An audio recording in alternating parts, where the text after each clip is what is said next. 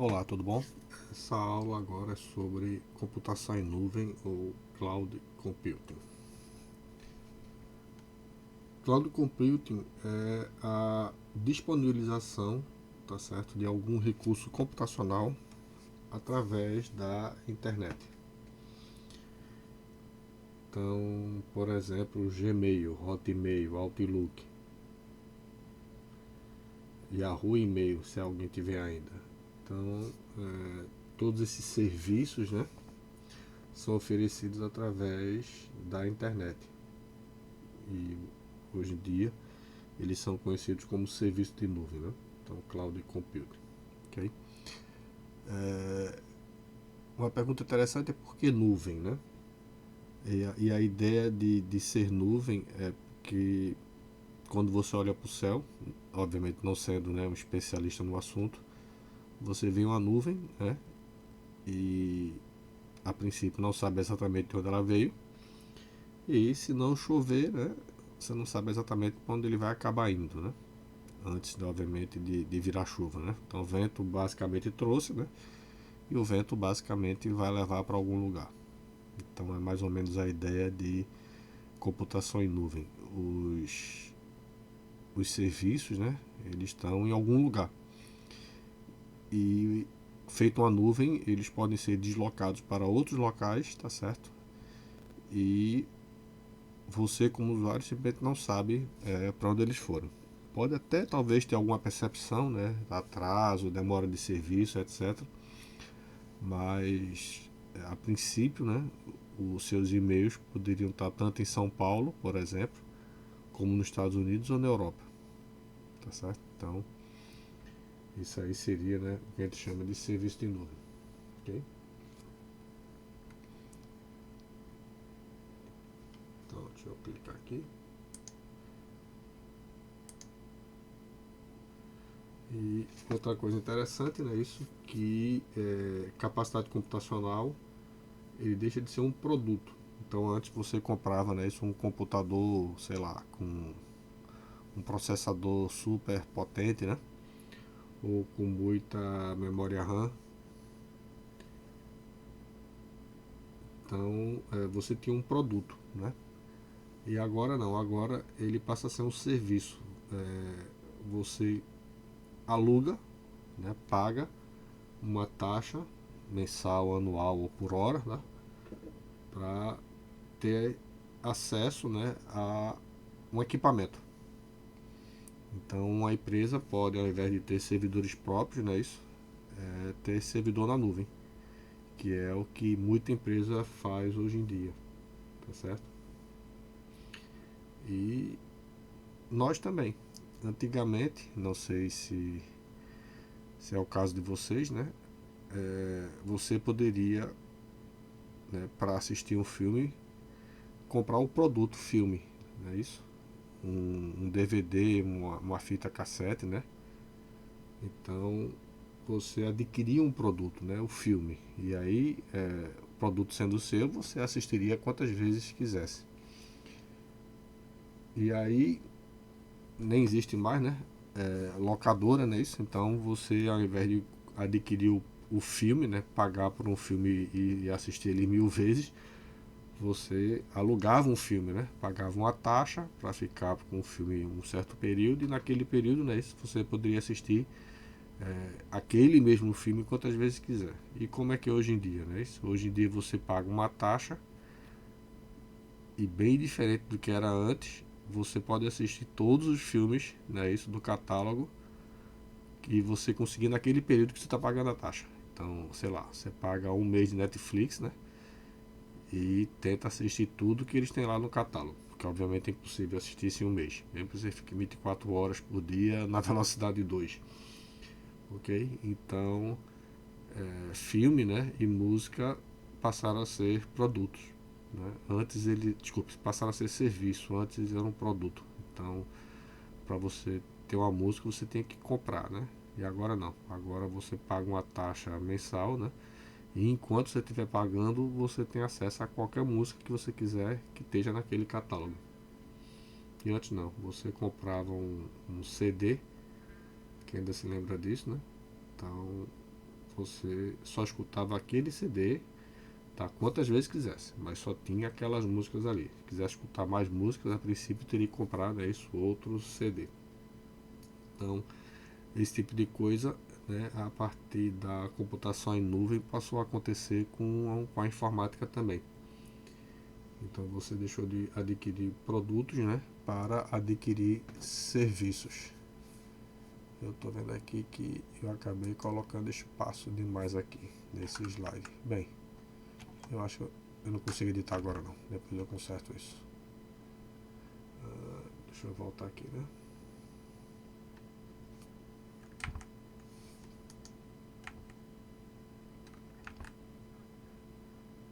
Não, tá no lugar certo já. Então a ideia de serviço é você pagar uma taxa, né, mensal, anual. E produto não, só pagaria uma vez.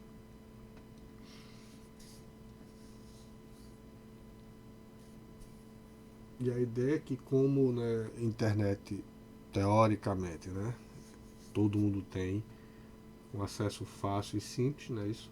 Então, com internet você simplesmente consegue acessar aquele serviço, né, que você adquiriu.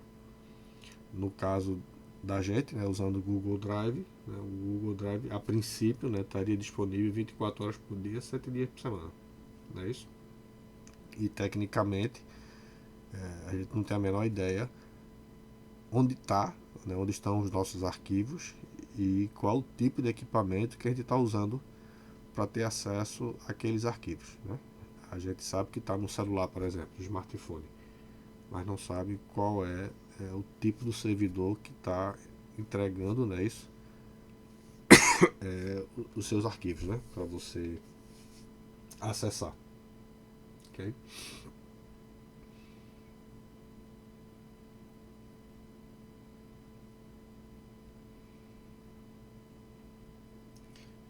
Então, como eu falei, né, o Gmail é um exemplo de serviço em nuvem, né, isso?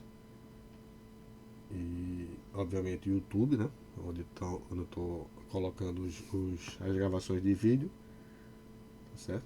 Então, todos os serviços do Google, né, isso?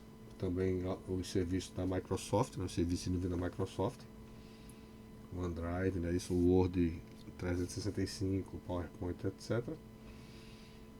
Então, tudo isso hoje em dia, né, é fornecido como serviço de nuvem.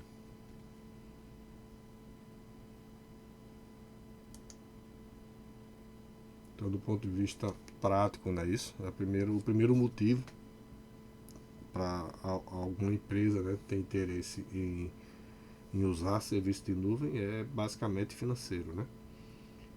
Então, como os provedores de nuvem eles adquirem, né, muitos servidores, muitos discos, né, muita banda, então a ideia é que eles conseguem, né, adquirir licenças, por exemplo, do, do Photoshop, né, muito mais barato do que uma pessoa física conseguiria comprar, ou até mesmo uma empresa, né? Então, uma coisa é uma empresa comprar 10 licenças, 100 licenças, outra coisa é um serviço de nuvem comprar 10 mil licenças. Então, o serviço de nuvem ele consegue uma economia de escala e com isso ele consegue, né, oferecer por um preço bem melhor, bem mais razoável, né, isso, equipamentos e programas do que a empresa teria a capacidade de comprar, de pagar a licença. Além de que quando você, né, normalmente compra uma licença de um programa, você paga o dinheiro de uma vez. Quando você compra um servidor, né, você paga a princípio, né, o preço daquele servidor de uma vez. Tá, pode até dividir, mas a ideia é que você paga. E no serviço de nuvem não. Você paga uma taxa, sim, mas ela é muito menor, né, do que seria uma parcela da prestação de um servidor físico de verdade. Ok? Então, a outra economia, vocês estão vendo aí, né, seria o suporte. Como aquela máquina, né, isso, ela está em algum outro lugar aí, a ideia é que quem é o responsável pela manutenção, né, pelo suporte daquele equipamento é o provedor de nuvem. Então, a princípio, né, isso, você não seria responsável para ter um sistema de no-break, né, para tratar de falta de energia elétrica. Isso aí passaria a ser responsabilidade do provedor de nuvem. Então, com isso, né, você consegue, no caso, uma empresa, né, consegue ter uma equipe de suporte de tecnologia da informação e comunicação bem menor do que se ela tivesse os servidores fisicamente, né, na empresa. Então, isso aqui foi o que eu acabei de falar, né, de custo de equipamento e programas, né. Então, a grande ideia aqui é baixo custo inicial, não é isso? E tecnicamente, né, você como empresa conseguiria oferecer um serviço, né, com uma taxa de disponibilidade extremamente alta, tá certo? Não sei se vocês lembram, né, dos apagões que tiveram aqui no Brasil. Então imagine aí se sua empresa, né, uma grande empresa, tivesse oferecendo algum tipo de serviço aí, sei lá, um Netflix regional, é isso? Então imagine aí que os servidores estão, sei lá, no Sudeste, né, normalmente São Paulo, e de repente acontece um apagão lá, ok? E aí o que aconteceria com os clientes no resto do Brasil, né? Ninguém iria conseguir mais assistir filme nenhum, nenhuma série, não é isso? E aí provavelmente esse provedor, né, de serviço de vídeo iria perder cliente, né? Mas aí o que aconteceria se ao invés, né, dela ter os próprios servidores, ela contratasse serviço de nuvem lá em São Paulo? Então a ideia qual é? O serviço de nuvem, além de no break, é ter gerador, né? E provavelmente para bastante horas, ok? Enquanto que normalmente uma empresa pode até ter no break, mas talvez não tenha um banco de baterias enorme, né? Nem geradores de alta capacidade para passar 10, 12 horas, né? Isso funcionando mesmo com um blackout aí, né? Um apagão, tá certo? Então deixa eu voltar aqui no slide anterior.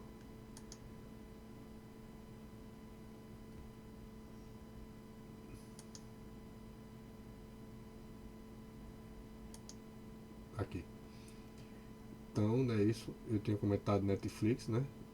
E o Spotify, né? São exemplos clássicos de empresas que oferecem, né, elas próprias oferecem serviço, Netflix, né? Serviço de vídeo, filmes e séries, e a Spotify, né? Serviço de áudio, né? Músicas. Então, do ponto de vista do cliente delas, elas oferecem serviço. Só que para elas oferecerem o serviço, elas podem fazer o quê? Contratar serviço de nuvem, né? Então, eu uso o serviço da Netflix e a Netflix usa o serviço, né, isso de um provedor de nuvem, tá certo? E aí qual a grande vantagem? Grandes provedores têm servidores em várias localidades do mundo, né? Então, se a Netflix, por exemplo, começou nos Estados Unidos, então ela poderia usar somente servidores americanos, né? Mas aí quando ela começa a ganhar clientes na Europa, o que é que ela faz? Ela pode pagar mais uma taxa e passar a ter servidores na Europa, né? Então, de forma que os clientes europeus têm um atraso menor, né? Mesma coisa no Brasil. Netflix começa a ter vários clientes no Brasil, o que é que ela faz? Ela, né, contrata serviço de nuvem no Brasil, lá em São Paulo. E aí, para os brasileiros, né, melhoraria a qualidade do serviço, com servidores, né, isso, mais próximos.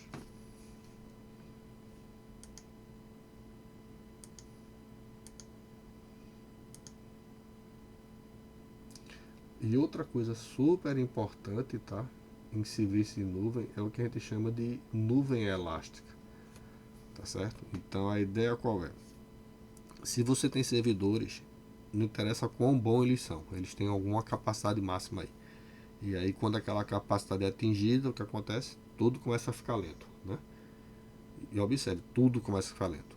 Então quem já estava conectado começa a sofrer lentidão e quem não está conectado nem consegue se conectar mais, tá certo? Sabendo disso, o que acontece?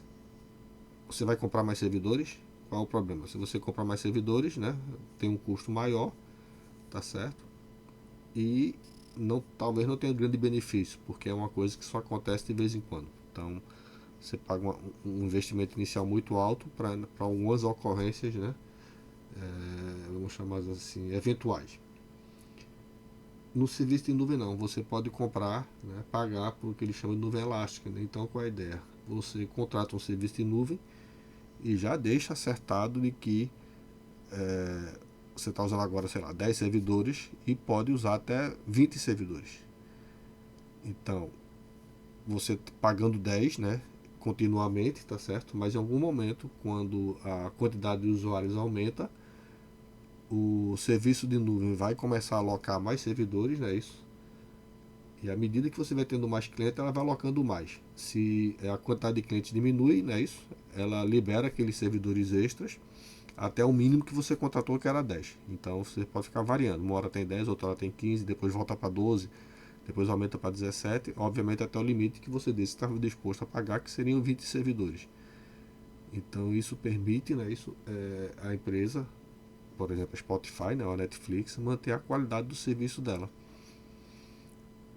Então, se ela tem muito cliente, né, isso, os clientes não percebem a sobrecarga, e quando diminui, né, isso, a quantidade de pessoas acessando simultaneamente, a Netflix também passa a usar menos servidores, né? Então diminui a taxa dela aí, ok? Então isso é uma vantagem muito boa de nuvem elástica.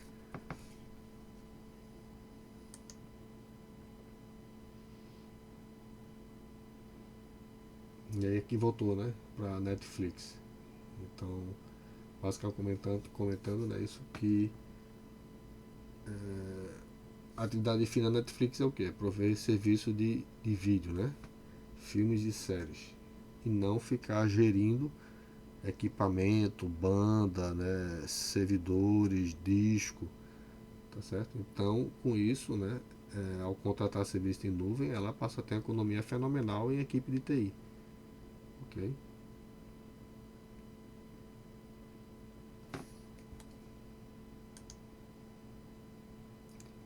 Então aqui, né, a Microsoft, que também é uma das grandes provedoras, né, de serviço em nuvem, o Azure, né? Então, por exemplo, quem tem o Outlook ou o Hotmail, né, isso, tem acesso ao OneDrive, e a partir do OneDrive você consegue acessar alguns aplicativos com funcionalidade reduzida, né, do Office 365. Então, o PowerPoint, né, isso, ele está disponível na nuvem através do OneDrive, teoricamente, né, sem nenhum custo extra. O Teams aqui, né, isso, foi muito usado na pandemia, né? O Zoom, né? O Zoom ficou super famoso na pandemia. A Amazon Web Services, né? A AWS, provavelmente é a maior provedora do mundo de serviço de nuvem. Tá? Provavelmente é muito maior do que as outras. Ok? E ali está, né? Os serviços que ela oferece, né? Serviço de e-mail, né? De armazenamento, de computação remota, de rede, tá certo? Então, segurança, né? Os vários tipos de serviço que a Amazon, né, oferece. Para a maioria das pessoas, né, isso a Amazon é uma loja, né, de vender produtos. Aqui estão grandes clientes da Amazon, é isso. Então a Netflix ela é cliente da Amazon, Spotify também, né? Airbnb, então Pinterest, né? São exemplo de caras, né, de empresas que usam são os serviços da Amazon. A gente usa o serviço delas e elas usam, né, serviço de nuvem, beleza? Então aqui tem algumas normas, né? Isso, a NISP, desculpem, acabei voltando aqui. Essa norma é NISP SP 500 293 de 2014, né? Uma ISO 17.788 de 2014, que foi atualizada recentemente, tá? Ano passado. Mudou a numeração, né? Passou de 17.788 para 22.123 e ganhou outro volume, né? Agora está em dois volumes. Então são normas, né, isso, que descrevem serviço de nuvem, ok? Então, uma característica é amplo acesso à rede, tá certo? Ou seja, todos os serviços, né, são disponibilizados através da internet e tem que ser acessíveis, né, através de mecanismos padronizados, ok? Os usuários, né, os clientes devem ser capazes de acessar esses recursos através de qualquer dispositivo conectado na internet, né? Outra coisa importante, autoatendimento sob demanda. Então, na verdade, é alguém, por exemplo, da Netflix, que vai lá na Amazon Web Service e configura o serviço. Tá? Você não liga para ninguém, você não pede alguém para fazer, tá certo? É você mesmo que vai lá e configura o serviço. Então, óbvio, tem que ter expertise, né? Eu quero um servidor com tanta CPU, com tanta memória, tanto armazenamento, tá certo? Então, é você, cliente da Amazon Web Service, que vai lá e faz isso aí, né? Basicamente, sem interação humana nenhuma, ok? Só quando tem alguma bronca, né, muito séria, aí você talvez vá falar com alguém literalmente. Caso contrário, é você mesmo que resolve tudo através da interface do ambiente. Outra coisa muito comum, claro, né, é o que ele chama aqui de multi-inquilinato, tá? É como se você tivesse vários inquilinos alugando o mesmo apartamento, por exemplo. Isso acontece de verdade, tá? Então, na verdade, os recursos, né, físicos, eles são alocados, tá, para vários clientes, ok? Então, você tem um servidor que tem, por exemplo, 10 clientes diferentes usando ele, tá?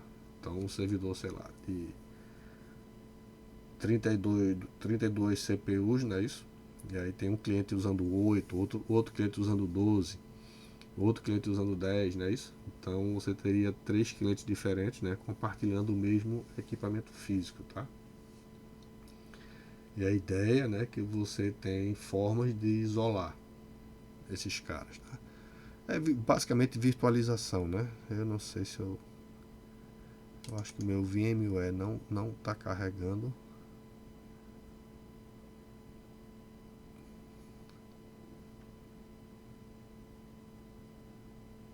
Então é algo parecido com isso aqui, né?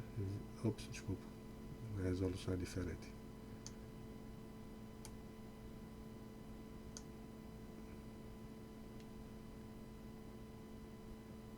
Então vamos lá. Vamos ver se agora ainda tá aqui. Então aqui eu tenho, né, o VMware Workstation, tem uma máquina virtual aqui, tá vendo? Um emulador de um equipamento da Cisco. E ó, tenho aqui um emulador, né, com o Windows XP instalado. Coisas bem antigas, né? Rodar coisas bem antigas. Então a ideia é que, né, isso com virtualização, esse carinha aqui quando estiver rodando, né, ele estaria isolado desse outro carinha aqui. Ou seja, se esse carinha travar aqui, né, não travaria o outro ali, tá certo? Então é como se eles estivessem, né, em equipamentos distintos. Então do ponto de vista desse cara, ele não sabe que tem outro carinha, né, isso compartilhando o mesmo equipamento físico, tá? Então esse é o VMware. E eu acho que não deve estar rodando, tá? Acho que se eu botar para rodar dá algum erro aí. Exatamente. Quando eu boto para rodar aqui, ele dá algum erro aqui, né? E tô aqui com o VirtualBox da Oracle. Aqui. Nesse caso aqui eu só tenho uma máquina. Ops, desculpa. Deixa eu tentar ter que diminuir mais ainda essa janela. Aqui. Então eu tenho aqui, né, isso é uma virtualização de um computador com Windows 7 instalado. Aí esse computador virtual, né, tá vendo aqui, né, ele tem 4 processadores e 4 GB de RAM. Tá usando a placa de vídeo virtual, né, com 256 MB, e o HD virtual dele é de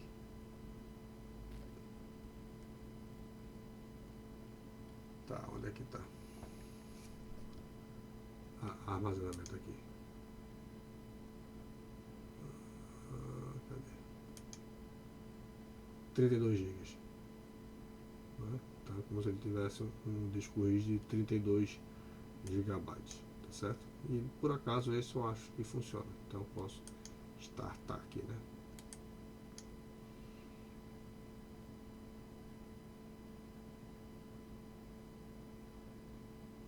Era a mesma coisa com o emulador de Android, né? Que eu comentei naquele vídeo de apresentação da disciplina. Carregou aqui. Aqui, ops, olha ele aqui. Então aqui está carregando, né? Isso? A máquina virtual, o computador de mentirinha. Eu aqui estou usando o Windows 11, não é isso? E esse carinha aqui está usando o Windows 10. E gastando recurso, né, isso do meu computador de verdade, meu computador físico. Então, tá, é assim que funciona esse serviço de nuvem para a maioria dos clientes, tá certo? A maioria dos clientes, na verdade, fazem isso aí. Compra um servidor virtual, né? CPUs virtuais, tá certo? Memória virtual, no sentido que tudo é compartilhado, né? A máquina é compartilhada com vários outros clientes dela. Não sei o que foi que eu fiz aqui. Não sei porque ele mudou essa tela.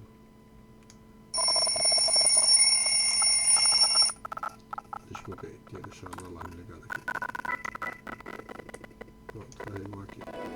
Computador com Windows. Acho que a resolução é alguma coisa maior do que esse monitor aqui que eu estou usando. Bem, eu não estou conseguindo ver a janela de login, né? Tá mais embaixo, eu acho. Eu não estou vendo a barra para rolar aqui. Bem, eu espero que vocês tenham percebido a ideia de virtualização, né? Aqui ele mostra a miniatura da janela, não é isso? Aqui, agora eu consigo logar aqui.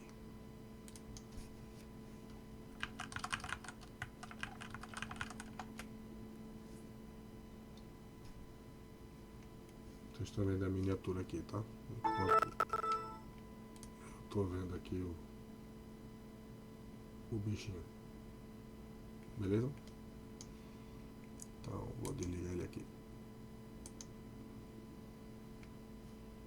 Shutdown, né? Vai começar a fazer um shutdown aqui também. Eu posso sair criando, né, isso? Várias máquinas virtuais e rodar eles ao mesmo tempo aí, se for o caso. Então deixa eu tirar aqui da frente. Então é isso aí, tá? A ideia de ser tudo virtualizado, né, no mesmo equipamento físico, tá certo? E a princípio, né, os inquilinos, os usuários, né, do serviço de nuvem estariam isolados uns dos outros.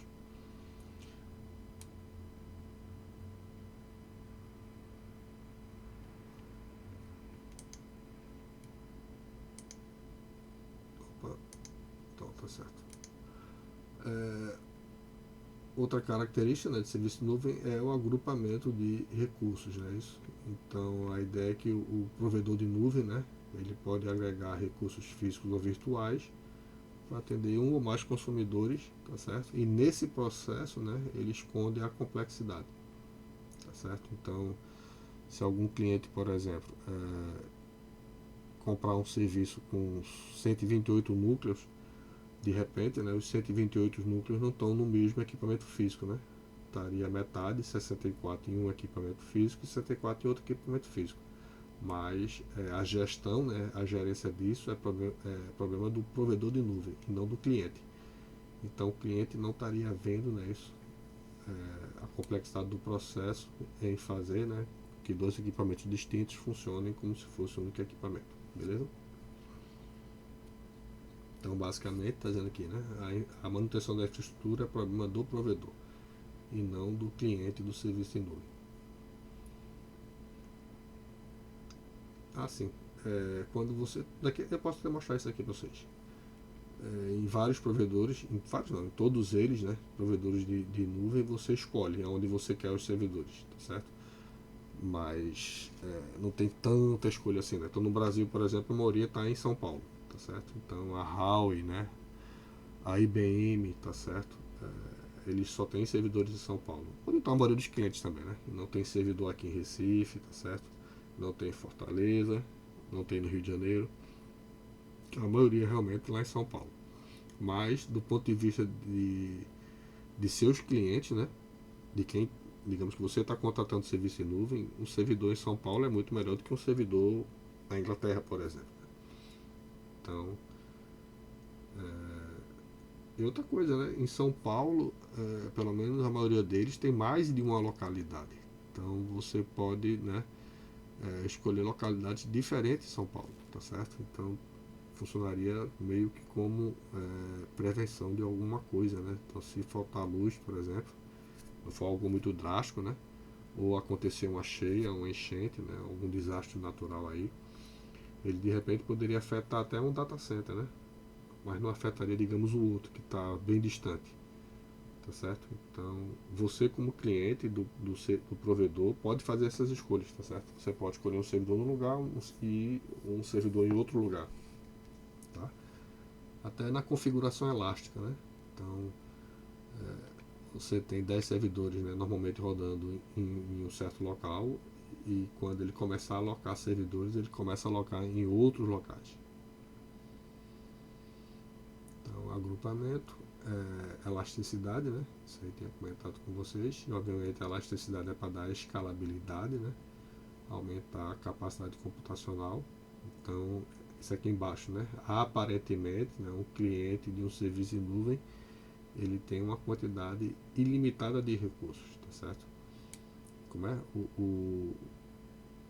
O céu é o limite, né? No caso, quanto dinheiro você tem no bolso para pagar serviço em nuvem, né? Então isso é bem interessante. Se por algum motivo, né, você agora precisa de 10 mil processadores, certamente esses serviços de nuvem teriam 10 mil processadores para você usar. Tá certo? Então imagine, né, você comprar o equivalente, né, em equipamento físico. É muito dinheiro e provavelmente ninguém vai ter isso disponível para você nesse momento. Né? Mas como serviço de nuvem não. Você de repente vai na IBM, se ele não tiver 10 mil, você vai na Amazon e certamente vai encontrar 10 mil lá. Talvez não em São Paulo, tá? Talvez em outro local, tá certo? Mas a ideia é que você teria seus 10 mil servidores ou CPUs, né, para alguma coisa. Ok?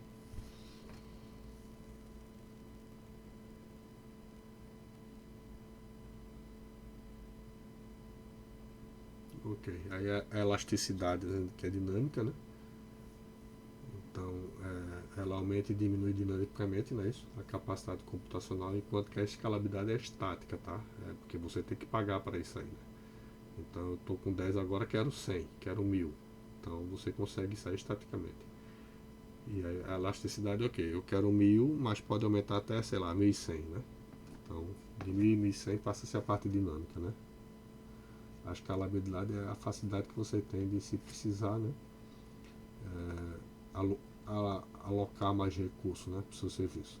E outra coisa, obviamente, né, você tem que ser capaz de mensurar, né, porque você paga por isso aí, né, por hora, sei lá, pacote de dados, tá, se for por byte, né, então tudo isso tem que ser mensurado. Tem uma empresa que quer pagar à toa, né, ela quer saber exatamente onde é que está indo, né? Então, se é banda que está sendo o maior custo da minha empresa, eu quero saber exatamente, né, quem é que está consumindo essa banda aí, né?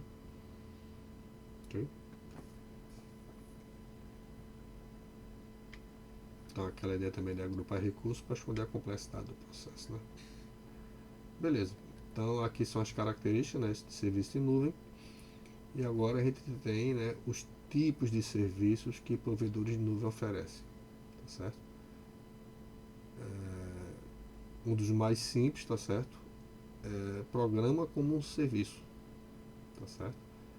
Então a ideia é que eu colocaria alguma aplicação, algum programa, tá certo? Na nuvem. E aí você pode pensar, por exemplo, o Google Documentos, que a gente vai usar. Ou o próprio Google Drive, né? Então o Google Drive na verdade é um programa, não é isso? E ele está, né? A gente pode imaginar hospedado, né? No serviço de nuvem como um SaaS, né? Como um software, como um serviço, tá certo? Então quando a gente estiver praticando documentos Google, né, A gente vai estar acessando ele aí como software como serviço, ok? Essa observação aqui embaixo é que, no caso, se você tiver um aplicativo instalado, tá certo? Então já não passa a ser mais software como serviço, né? Porque o software está no seu celular, ok? Então se você instala o documento Google no seu equipamento, então o documento Google está no seu equipamento, né? Ele não é um software como serviço. Software como serviço seria se você acessasse o documento Google pelo navegador, ok? Os dados não, né? Os dados podem estar na nuvem, tá certo? Mas o aplicativo, né? O programa que está manipulando os dados, eles podem não estar na nuvem, né? Então, no caso aqui, documentos Google, se você instalar no seu celular, não, ele não é mais software como serviço, ok? Então a ideia é que aquele programa que está rodando na nuvem, né, oferecendo o serviço, não tem nenhum acesso à infraestrutura, tá certo? Isso é problema do provedor de nuvem, tá certo? É ele que é responsável por oferecer a infraestrutura para que aquele programa, né, rode nos servidores dela. E aí veja que negócio interessante, né? É cliente do serviço de software. Então eu sou o cliente do cara que oferece, né, o documento Google pelo navegador, tá? E ele é cliente de alguém, né, que está hospedando, né, esse programa como um serviço, que no caso é o próprio Google, né? Então o próprio Google hoje em dia, tá? Ele também é um dos grandes provedores de nuvem, tá? Assim como a Amazon, né? A Microsoft, tá? O Google também é um dos grandes players aí desse mercado de nuvem. Mas a Amazon definitivamente é a maior delas. Ok. Aumentando, tá certo, a complexidade, né, do serviço de nuvem, você pode ter o que ele chama de plataforma como serviço, tá? O outro era um software, né? Então a ideia qual é agora? Eu, como cliente, vou contratar uma plataforma, tá certo? E aí o que é que seria uma plataforma, né? Seria, por exemplo, todas as ferramentas, todos os programas necessários para uma empresa que desenvolve jogos, por exemplo.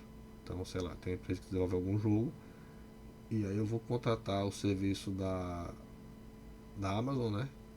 No modelo plataforma como serviço. Então, o que eu vou dizer para a Amazon é o que? É o que eu preciso, né? Os meus programadores trabalharem. Quais são as ferramentas de manipulação de vídeo, né? Isso, manipulação de imagem, né? Quais são as linguagens de programação, né? Que minha equipe usa, tá certo? Ou quais são os bancos de dados, né? Que são usados para armazenar esses jogos online, né? Interativos, tá certo? Então,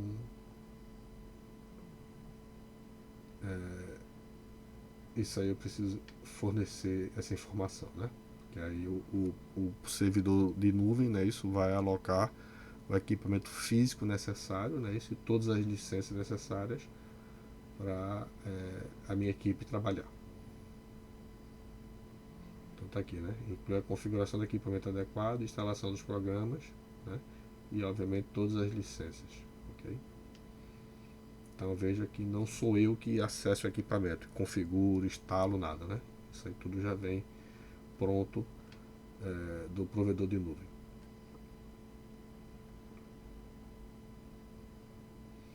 Então tá aqui, tá vendo? Até o próprio sistema operacional, né? Se de repente eu digo lá que eu estou usando, minha equipe usa Linux, né? Isso.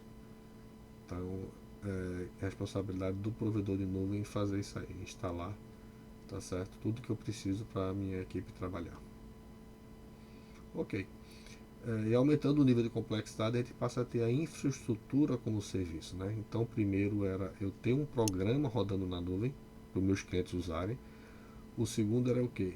Eu ter uma plataforma na nuvem, né? Então um ambiente, né, completo para a minha equipe usar. E a outra é eu ter a infraestrutura, tá? E aí nesse caso, né, eu estou literalmente dizendo quais são os equipamentos que eu vou usar, tá? Então seria algo parecido com essa máquina virtual aqui, né? Então eu chegaria lá no serviço em nuvem e diria, eu quero 4 CPUs, quero, né, 4 GB de RAM. Então, quando você especifica literalmente isso aqui, né, você está usando infraestrutura como serviço, tá? E a ideia qual é? Eu estou dizendo 4 aqui, tá certo? Mas pode não ser 4 núcleos físicos, né? Pode ser 4 núcleos virtuais, tá certo? 4 threads, né? Então, posso, de repente, né, posso ter uma única CPU, tá? Alocado para mim. Mas aí a ideia qual é? Essa CPU ela teria 4 threads, né? Ela suportaria 4 threads. Obviamente não é o comum, né? O comum é você ter 2 threads para cada núcleo. Então nesse caso aqui eu poderia ter na verdade um dual core, né? Só que aí cada núcleo teria 2 threads e atenderia o meu requisito. Naquela ideia de que o cliente, né, não está vendo exatamente o que está acontecendo aqui, tá certo? O que o cliente quer é ser capaz de executar, né, isso, 4 processos simultaneamente aí. Então é isso aqui que eu estou dizendo na minha especificação quando eu quero 4 processadores. Cadê? Sim. Então, né, a infraestrutura é oferecida ao cliente. Okay? Então eu digo, né, quais são as placas de rede que eu vou usar, né, se é gigabit, se é 2,5 gigabit, se é 10 gigabits, tá certo? Então eu chego nesse nível, enquanto que na plataforma não, né? Na plataforma eu não dou detalhe de quanta memória eu vou usar, né, isso, nem qual a velocidade da placa de rede. O provedor do serviço é que tem que analisar os meus requisitos, né, isso, e fazer a alocação adequada para mim. Estou tentando aqui descobrir como é que eu desabilito esses alarmes aqui. Ok, vamos lá.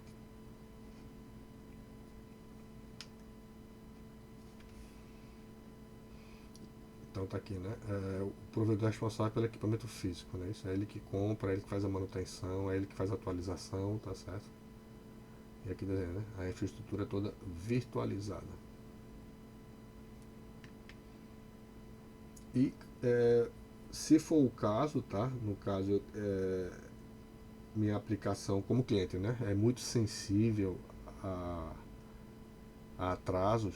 Então, de repente, para mim, pode não ser satisfatório, né, isso, eu usar alguma coisa virtualizada. E aí, nesse caso, bare metal, tá, é o equipamento físico mesmo, tá certo? É como se eu tivesse comprado um computador, né, de verdade, físico, e instalado lá no serviço, no servidor de nuvem, tá bom? Então, isso é que ele chama de bare metal. Então, é uma máquina mesmo. Então, nesse caso, eu não divido a máquina com ninguém, né? Então, a máquina passaria a ser somente minha. Claro que é bem mais caro, tá? Mas a máquina passa a ser minha.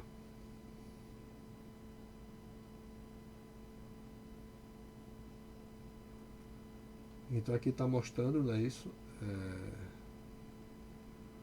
como seria, né, isso, serviço de nuvem, software como serviço, né, as aplicações rodando, plataforma, né, então, e infraestrutura, né, isso, como serviço aqui. Menor nível, né, isso, nível de equipamento, detalhes, tá? Aqui eu já não estou mais no nível de equipamento, né, isso, eu estou no nível de aplicações que eu preciso no meu negócio. E aqui é só uma aplicação, né, que eu estou rodando na nuvem. Então aqui está mostrando como seria, né, na informática tradicional, onde você compra equipamento e é responsável por tudo. Não é isso? Então, uma empresa tradicional compra equipamento, né, tem que comprar banda, armazenamento, servidores, então tudo é responsabilidade da empresa, né? Onde ele usa a infraestrutura como serviço. Então essa parte aqui, né, de equipamentos não é problema dela, o que o cliente faz é especificar o que quer, né, isso, e o provedor fornece, mas aí é problema do cliente, né, instalar o sistema operacional, tá certo? Os softwares intermediários, tá? Então, gerenciar os dados e as aplicações. Isso aí passa a ser problema do cliente, ok? E aí na plataforma como serviço, né, o cliente especifica o que quer e aí isso aí passa a ser problema dele, né? As aplicações e os dados, né? Isso, o uso das aplicações e os dados passa a ser problema do cliente. E software como serviço, tudo que precisa, né, o programa dele funcionar na nuvem é problema do provedor. É isso. O que a pessoa precisa fazer é somente, né, alocar alguma coisa lá, um container, tá certo? Para jogar a aplicação dele, né, na nuvem.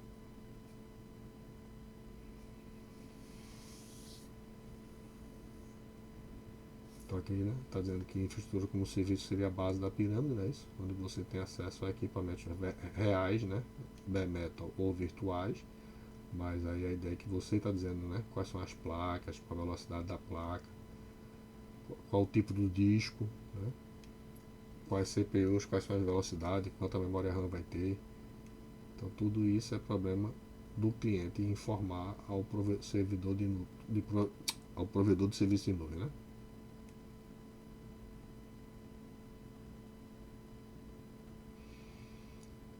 E além desses três clássicos, né, que são os básicos, existe mais um monte aqui, né? Então aqui tá vendo? Desktop como um serviço. O que danado significa isso? Você abre um navegador, tá certo? Por exemplo, né? E através do navegador você acessa um desktop virtual. Feito isso aqui, tá certo? Se isso aqui fosse um serviço ai caramba, desktop como serviço, tá certo? Então você faz de conta que isso aqui é o navegador, tá? E aí basicamente o que é que eu faço? Acesso um equipamento de verdade que está rodando em algum outro lugar.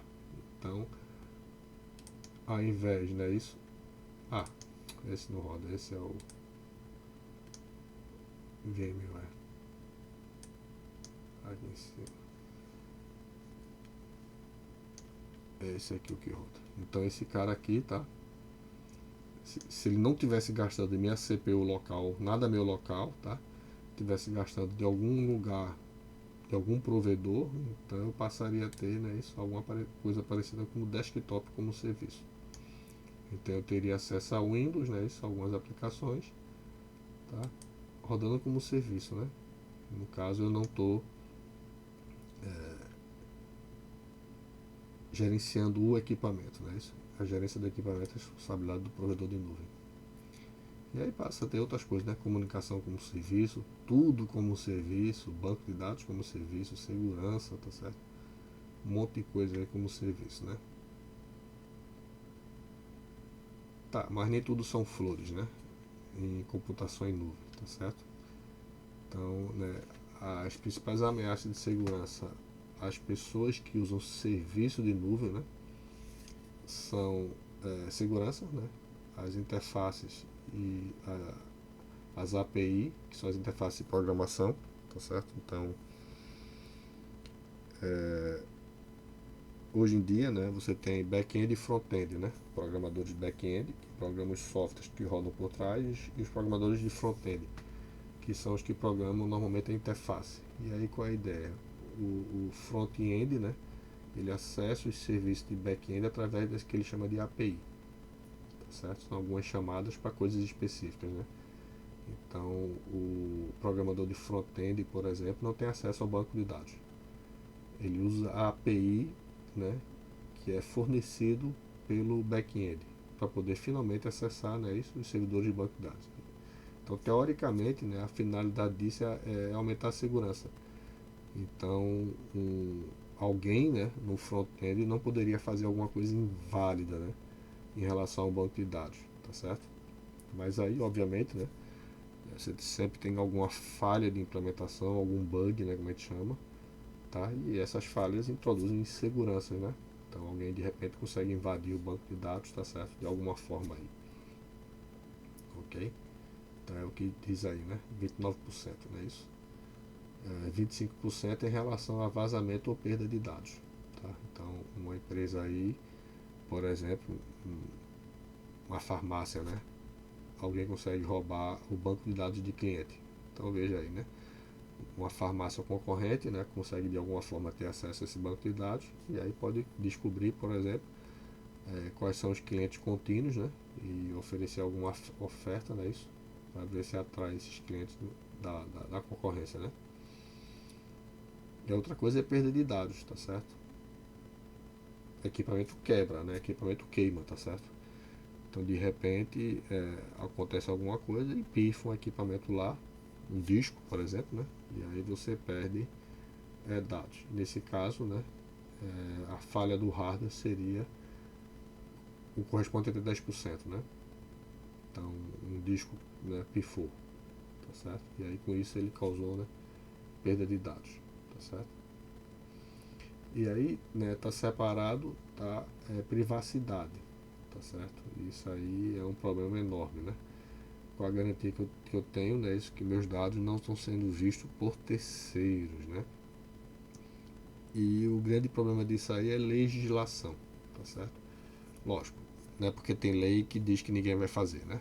Porque é proibido matar, ninguém mata, isso não existe, né? Então, mas aí o problema é que países, né, que impõem alguma lei, né, a princípio tem alguém fiscalizando o cumprimento daquela lei, né? Então, se você tem países que têm determinadas leis, outros não têm, de repente o seu dado, né, pode acabar, lembra, nuvem, né?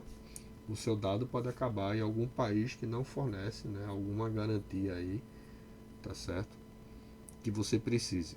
E você pode precisar daquela garantia não é porque você quer, é porque o seu cliente precisa. Então veja que coisa interessante aí, né? Você tem que dar alguma garantia de privacidade para o seu cliente, tá certo? Só que aí você pode acabar os dados do seu cliente num servidor em algum país que não fornece aquela garantia. Não vai haver processo legal por causa daquilo, tá certo? Então, privacidade, né, é uma coisa complicada aí, ok? As imagens aí, né? Em relação à lei e direito.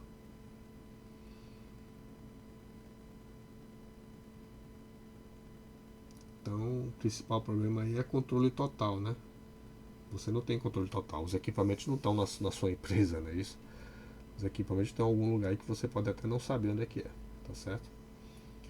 Então, mesmo, né? Ali, ó, quando você contrata um bare metal, tá, o servidor é físico, só é teu, sim, mas não está na tua empresa, né? Tá lá em algum lugar, tá certo? Então, você não tem controle total sobre os equipamentos que estão sendo usados. E se tiver uma travada séria, né? Aí lascou, né?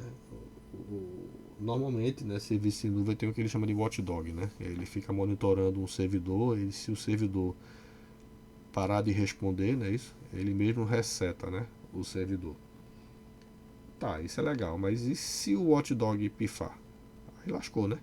Teu servidor tá travado, o watchdog tá travado e nada teu tá funcionando, né? E aí nesse caso, o ser humano vai ter que ir lá apertar um botãozinho, né, tirar alguma coisa da tomada para resolver o problema aí, né? E isso pode demorar um tempo enorme, tá certo? Que pode não ser aceitável para o teu negócio, né? E outra coisa super importante é backup, tá? Os contratos normais não oferecem backup nenhum, tá certo? Então, um engano muito comum, né, de empresas que contratam serviço em nuvem é achar que o provedor de nuvem está fazendo backup dos teus dados, tá? Ele não está, não.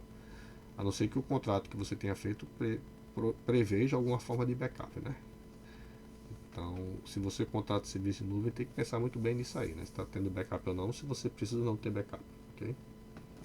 Então, normalmente, né, isso é contratado à parte. Essa imagem todos devem lembrar, né? 11 de novembro, não é isso? E se eu não estou me engan... se eu não estou muito enganado, tá? É... Ou era Visa, era alguma empresa de cartão de crédito. Os servidores estavam numa torre e o backup estava na outra torre, tá? E as duas caíram, né? Então teve gente que nunca pagou a fatura do cartão de crédito simplesmente porque a empresa não tinha mais como cobrar, porque ela não sabia o que é que ela tinha que cobrar, né? O banco de dados de backup foi para o Beleléu. Até por isso que o backup não pode ficar próximo, né? Tem que ficar bem distante. E esse aqui foi um provedor de nuvem que pegou fogo, né? Teve um incêndio aí. 2021. 3 anos atrás, né? Isso foi inclusive um aluno comentou comigo. É isso. Então, e aí, ó. Ficava tudo em container, tá vendo? Tudo retorcido, né? Danado pegou fogo aí. E ele era o maior provedor de serviço de nuvem, aparentemente, né? Na França. Ok? Então imagina o prejuízo das empresas que não tinham serviço de backup, né?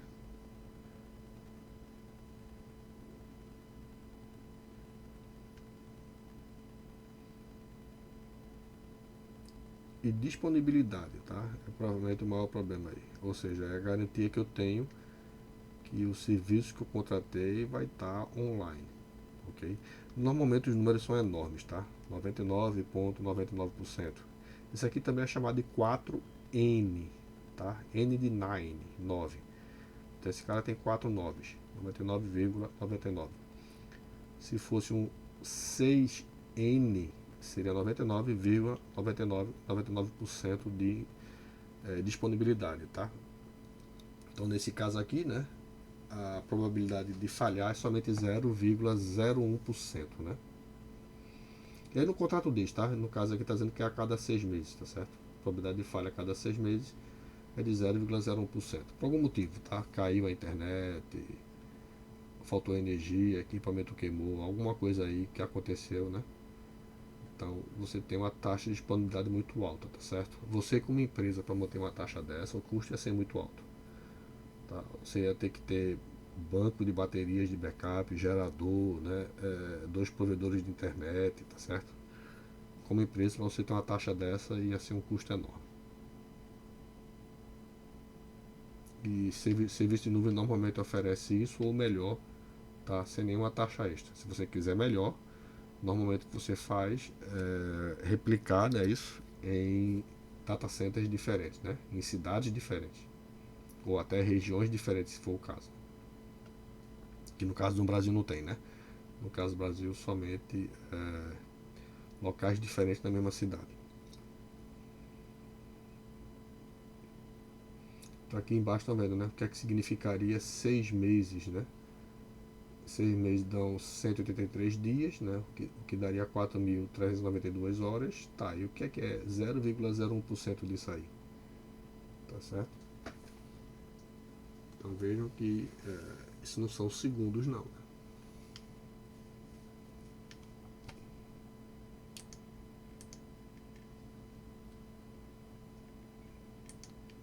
Deixa eu só acertar aqui onde é que está a minha apresentação aqui, desincronizou com esse daí.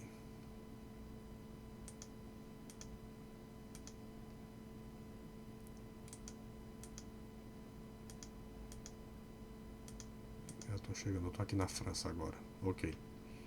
Então, né, meia horinha aí, né? Fora do ar. Tá, e o que é que seria quase meia hora fora do ar, né? O problema é a lei de Murphy, não é isso? Essas meia horas não vão estar em qualquer lugar aí não, né? Vão estar exatamente no momento que te dá mais prejuízo, né? No meio de uma Black Friday. É isso? Então, falando aí da Kabum, né? Empresa que vende produtos de informática. Tá dizendo aí que na Black Friday 2016, 8 anos atrás, né? Ela vendeu 260 mil itens num único dia. E que normalmente ela levaria um mês inteiro para vender isso. Ok? Então, em um único dia ela vendia numa Black Friday equivalente a um mês inteiro. Então é dinheiro para Dedéu, né? Então, basicamente, ela deixaria de vender 6 mil produtos em 26 minutos. Ou até mais, tá? Porque, obviamente, a venda não é uniforme ao longo do dia, né? É feito supermercado. O supermercado não está cheio todo o tempo, né?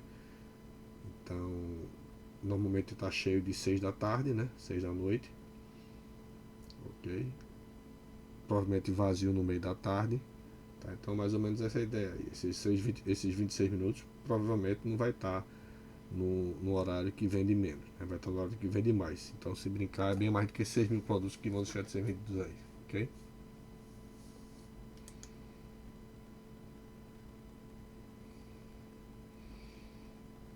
Bem, a cada hora seria mais ou menos equivalente a 1,5 milhões de reais, né? Em 2017. Ou seja, meia hora daria uns 700 mil reais aí de venda perdida, né? Mas lembre, o problema não é só deixar de ganhar o dinheiro. O cara que queria comprar comprou em outro lugar, né? Black Friday, tá todo mundo correndo para pegar a oferta, né? Então, se você está tentando acessar uma loja e não consegue, você vai acessar do concorrente. E o problema é que uma vez que você comprou em uma loja que não é aquela que você comprava mais, você pode passar a comprar naquela outra loja, né? Então, do ponto de vista de alguém que perdeu um cliente porque o servidor estava fora no ar, ele só não perdeu aquela venda não, tá? Ele perdeu aquela venda e vendas futuras, né? Aqui está falando de alguma empresa, né, nos Estados Unidos que usava o Teams para trabalho cooperativo, né? Okay? E aparentemente o Teams saiu do ar, tá? Pela manhã toda, né? Exatamente. Desde 8 da manhã até por volta de 2 da tarde. Lembre que lá o expediente não é 8 horas não, tá? Eles largam, pega de 8 e larga de, na verdade pega de 9 e larga de 5, né? Então basicamente, tá certo. Se isso aqui fosse uma grande empresa, a grande empresa passou o dia fazendo nada, né? Imagina quanto ela gastou de salário, tá certo? E não só de salário, mas quanto de lucro ela perdeu, né? Por passar praticamente um dia com teus funcionários fazendo nada.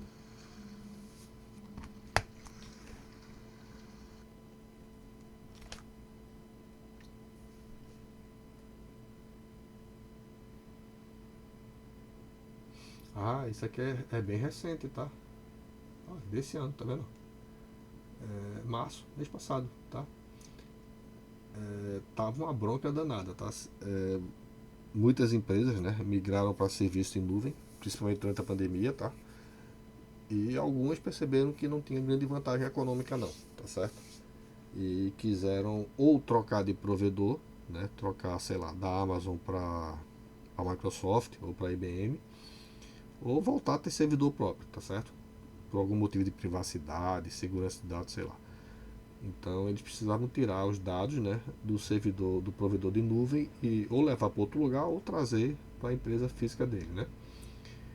E, né, é, os provedores de nuvem estavam criando dificuldade, tá certo? Então, por exemplo, trazendo aqui a Amazon, né, estava criando dificuldade para as empresas tirarem os dados lá. Então, sei lá, eu quero sair da Amazon e quero ir para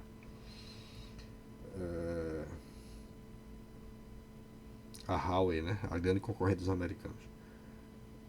E aí o que acontece? A Amazon criava um monte de dificuldades para fazer a migração dos dados. Ou seja, você não conseguiria fazer em um dia, nem dois, nem três. Ia levar, sei lá, 15 dias fazer a migração de dados. E aí, o que é que tu vai fazer durante esses 15 dias?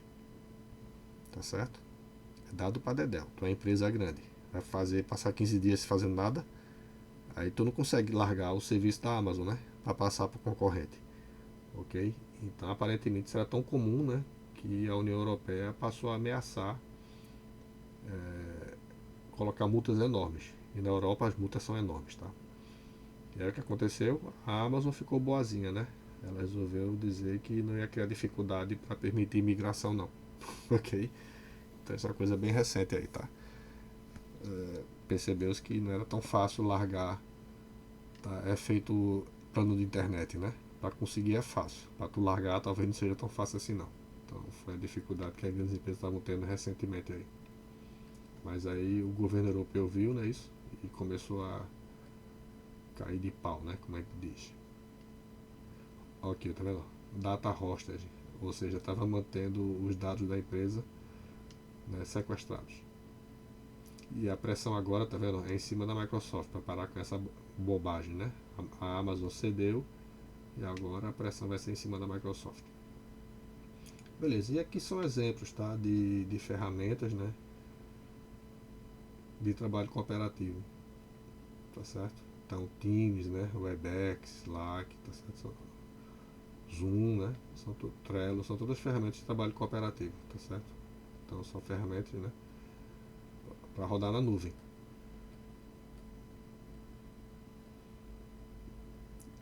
E aqui agora são modelos de implementação, tá? Como é que a gente implementa isso aí? Então basicamente são três, tá? Nuvem privada, então é a tua própria empresa que mantém a nuvem, tá? Então é a sua empresa que compra equipamento, compra a banda, né? Gerencia backup, então tudo é contigo. E obviamente, né, isso nunca vai ser uma nuvem elástica, né? Tá certo? Ninguém vai querer, ninguém vai autorizar você a comprar 20 servidores, né, quando normalmente só basta 10, tá certo? Então o problema aqui é que você nunca vai ter elasticidade, né? A outra é a nuvem pública, que é a nuvem tradicional, tá certo? É que eu estava falando antes, né? A Amazon, Oracle, esqueci da Oracle. Então a Amazon, né? Microsoft, Huawei falei, Google falei, e IBM eu comentei, né? Então só faltou botar a Oracle aqui. Tá, aqui são os grandes players, né, no mercado de serviço de nuvem. Tá? E a terceira opção é a mistura dessa aí, né? Então a sua empresa mantém servidores próprios, não é isso? Só que parte do serviço sua empresa joga na nuvem, tá? Então, sei lá, alguma parte que pode ter aumento momentâneo de uso, né? De vez em quando aumenta a quantidade de usuários. Então você mantém alguns serviços na tua nuvem e outros tu joga, né, numa nuvem pública, ok? Então, mostra, né, como é que seria isso aí. Aí tem outros modelos aqui que você falando, né? Aqueles são os tradicionais, tá? São os três tipos. Aí você tem a nuvem comunitária, comunitária e comunidade, tá certo? Então, o pessoal da indústria de alguma coisa se junta, né? E monta uma nuvem. Então a nuvem nem é privada, nem é pública, obviamente aí não é nem híbrida, tá? Ela seria uma espécie de nuvem privada, né? Porque eles se juntaram, né? Para fazer esse serviço aí, ok? A local web, originalmente, quando os caras criaram, foi baseado, né, numa comunitária. Só que não deu certo, porque ninguém sabia nem para que servia isso, né? E aí os carinhas tiveram que começar a oferecer, né, serviço de hospedagem para quem quisesse.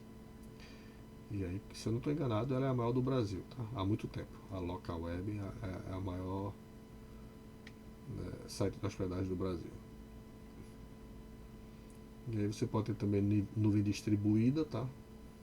Então, né, são várias máquinas em vários lugares diferentes, tá certo? Essa nuvem pode ser voluntária, né?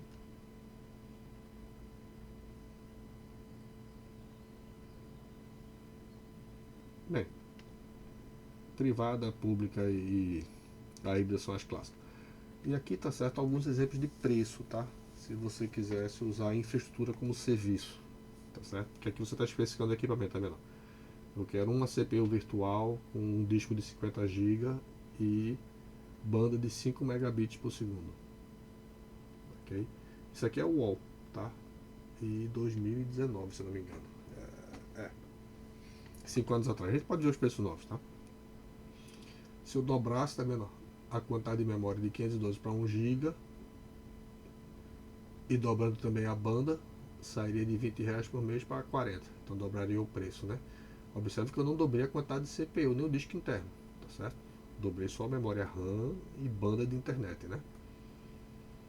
Então aqui tem vários preços, tá? O de R$ 1.000 aí teria 32 GB de RAM, 8 núcleos virtuais, 100 GB de disco, não é isso? Uma banda de 100 megabytes por segundo. Desculpe, megabyte. Banda é sempre megabit, tá? Desculpe. 100 megabits por segundo, tá? Que daria mais ou menos 10 megabytes, ok? Em torno disso aí. E aí seria o equivalente a R$ 1.000 por mês em fevereiro, né? De 2019. Bem, vamos ver o preço novo, né? Deixa eu pensar aqui. Navegador. Aqui. Aqui. Era UOL Cloud, né? UOL Cloud Service. Vamos ver se isso vai dar. Tá aqui, tá vendo? Hospedagem, né?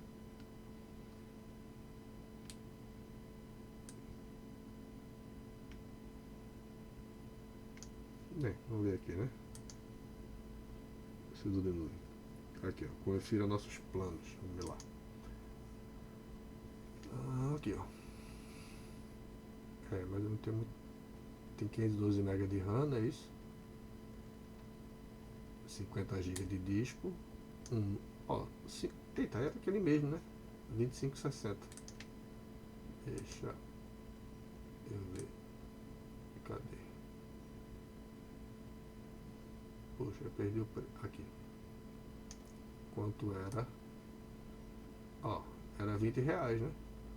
Ou seja, aumentou muito pouco, né? Isso. Passou para 25.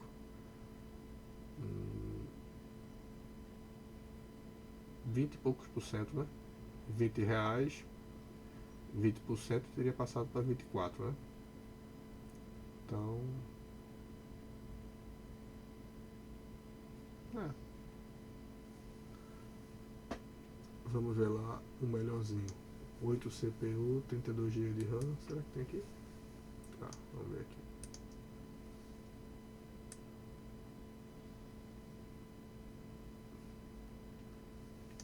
Aqui só tem 2 núcleos.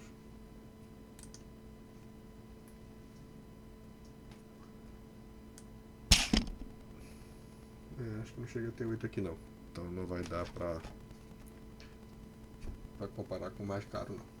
Esse aqui tem 4 GB de RAM, 4 núcleos. Esse carinha aqui, tá vendo? 5 anos atrás, né? Ele custava R$ 130. E agora 173. Não foi tanto não. Se pensar com a inflação das coisas, né? Foi bem maior. A inflação da cebola, né? A cebola tá 10 o quilo. Eu me lembro quando era 1,80, tá? Então, quantos por cento? 130, 170, vamos arredondar, né? 170, aumentou aí 40, né? 40 são quantos por cento de 130? 10% é 13, 30%, né? Então aumentou 30% mais ou menos nesses 5 anos aí.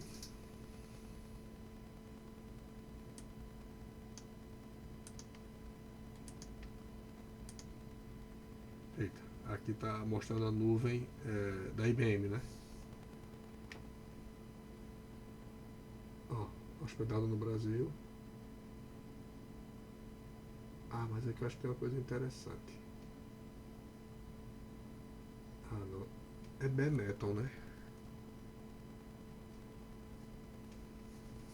Eu achei que eu tinha colocado algum slide com bare metal.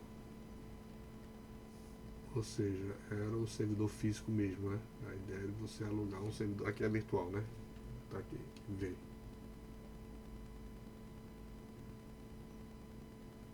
Isso aqui é em São Paulo. Não tá escrito bare metal, então não deve ser não. Poxa. Bem, a gente pode pesquisar, né? Cadê o navegador de volta? Vamos ver se a gente acha aqui. Será que é o UOL tem? UOL Cloud.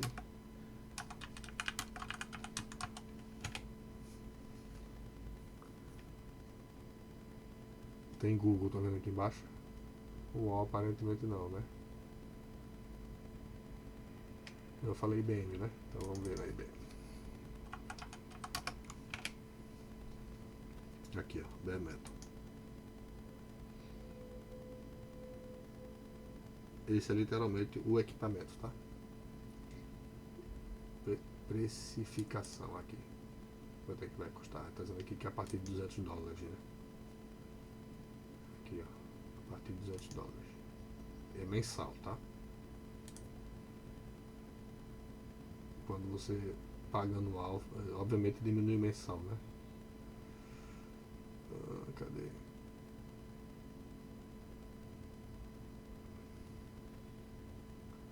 Aqui, ó. Pronto em 10 minutos. Mas isso é virtual, né?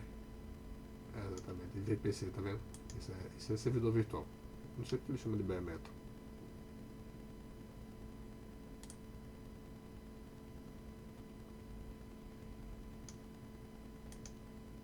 Não tem no Brasil, né? América do Norte, Europa e Ásia Pacífico. No caso da Europa, na Alemanha, Inglaterra e Espanha, né? E aqui, tá vendo? Ups. Em Frankfurt, na Alemanha, tem 2 lugares diferentes, tá vendo? Em Londres só tem um lugar, ó. Não teria como fazer backup, não é isso? Num lugar diferente. Em Madrid tem interessante, tem zona 1 e zona 3, né? É como se deveria ter a zona 2. Bem, mas não oferece aqui. Bem, isso aqui é virtual. Quero o físico. Fecha aqui, não é isso? Aqui deve ser o físico.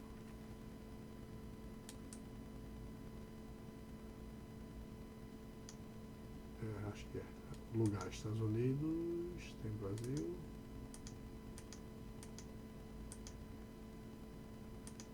Aqui, ó, Brasil. O preço está em dólar. Vou pegar o preço em real. Beleza. Aqui, tá vendo? Tá dizendo qual é o processador que está sendo usado, não é isso? Quanto de disco, né? Quase 1 tera. SSD. Tá carregando alguma coisa aqui.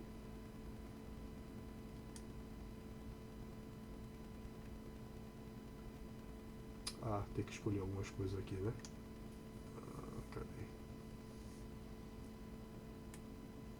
Terminou. Aqui, ó. Veja só, somente para essa CPU são 11 mil reais por mês, quase 12 mil. Mas aí esse cara tem 96 núcleos, né? 256 GB de RAM. Tá usando o Windows Server. Só a licença para o Windows Server é 2 mil reais por mês, tá? Então, se quiser economizar isso aí, se tiver essa opção, você pode escolher, né? Alguma coisa gratuita, né? Debian, algum Linux da vida, né? Ubuntu, Red Hat. Tá vendo aqui, zerou, viram? Passou de, né, 2 mil alguma coisa para 0. Então cai para 9 mil agora. Então, tá certo? Você vai aumentando aqui sua necessidade, o que é que você quer, né? Quanto de disco, etc. E aí ele vai mostrando o preço aqui. Então, o preço aqui está em 10 mil. Tá certo? Para essa configuração tá 10 mil mensais. Parece um monte de dinheiro, tá? É um monte de dinheiro. Mas somente essa CPU deve ter um preço enorme.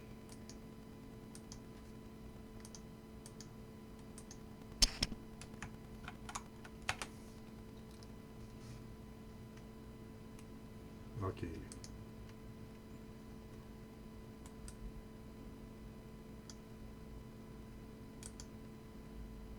Tá vendo aí?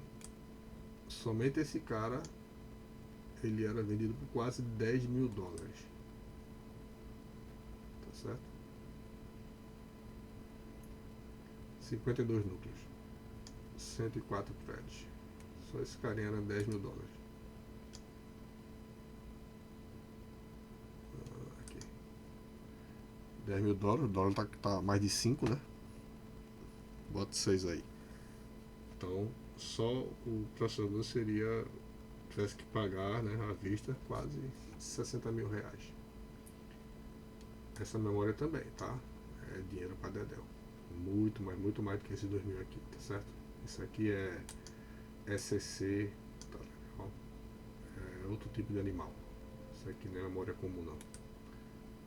É registrado em SCC. Mesma coisa disco, tá? Equipamento de servidor é muito mais caro. Então, parece caro, tá? 10 mil, mas um servidor desse certamente ia custar para lá de 100 mil reais. Você pode pensar, poxa, em um ano, né, eu estaria comprando. Tá, mas lembra que não tá contado aqui energia elétrica nem nada não, tá? Quer dizer, desculpe, aqui já está incluso isso tudo, tá? Você está gastando 100 mil no servidor, provavelmente mais, e estaria também, não está contando o custo de energia elétrica também nesse bolo aí, tá certo? Aqui está os 99,99% de uptime.